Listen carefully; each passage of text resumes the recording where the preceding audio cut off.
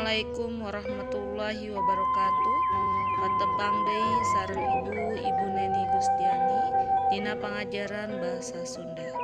Dinten ayeuna urang bade diajar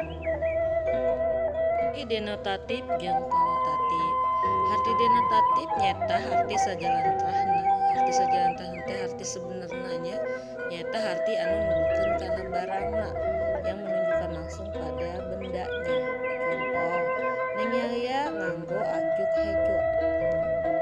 Nah di dia benar-benar nengaya berarti memakai baju hejo.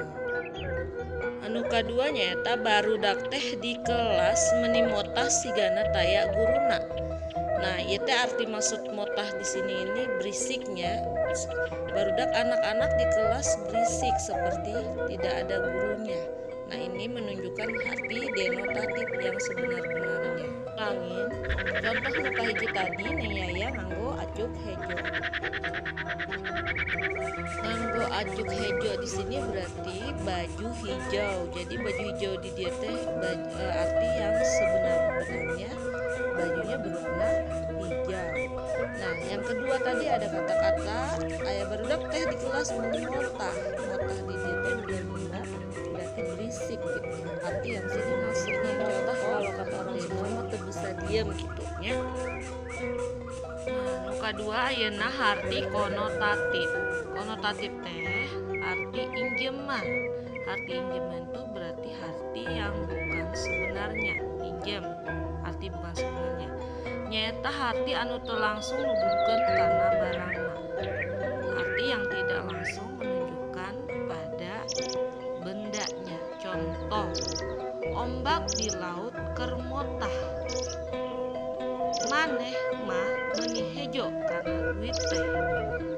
Contoh anu kahiji berarti ombak di laut keur motah. Nah, motah di dia di kata laut keur motah bukan berarti nggak bisa diem, tapi ombak sedang bergelombang. Karena motah teh biasanya sebutan untuk manusianya nggak bisa diem. Nah, ini namanya harti injeman. Nu kadua tadi maneh mah meuni hejo kana duit teh. Di sini bukan berarti duitnya hijau, tetapi hijau itu berarti mata duitan. Nah, ini yang disebut contoh konotatif yang berarti arti injeman atau mengandung arti yang bukan sebenarnya. Contoh lain, contohna kahiji indah melak kembang. Melak teh menanam, indah menanam kembang. Kembang di sini benar-benar sebuah tanaman. Ini namanya denotatif. Contoh yang kedua, indah teh kembang desa di lemburna. Indah teh kembang desa di lemburna. Makna dari kembang desa di contoh yang kedua berarti ini mengandung makna konotatif. Bukan berarti indah itu sebuah kembang, tapi indah panggeulisna atau paling cantik di lemburna, di kampungna. Dari pembahasan anu tadi ngeunaan konotatif jeung denotatif tos pahamnya. Ayeuna Ibu bade masihan pancen. Pancen teh sami sareng tugasna dalam bahasa Indonesia. Jieun atau buat kalimah ngagunakeun harti denotatif jeung konotatif tina kecap hejo, koneng, nincak, kembang, jeung budak leutik. Jadi masing-masing hiji. Jadi kieu tina kecap hejo jeung kalimahna ngagunakeun denotatif jeung konotatif. Koneng berarti koneng jeung juga nya buat juga kalimat yang menggunakan arti denotatif dan konotatif.